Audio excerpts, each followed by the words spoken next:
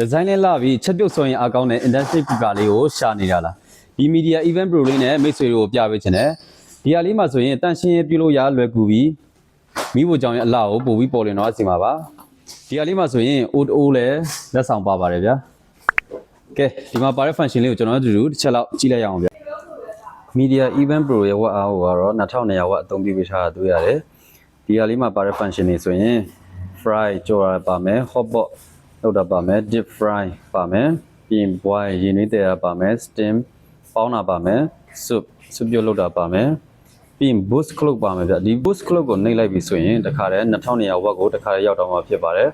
timer ပါမယ်အချိန်ပြီးမှချက်ပြုတ်လို့ရပါမယ်ဗျဒီဟာလေး on off ဖြစ်ပါတယ်ဗျ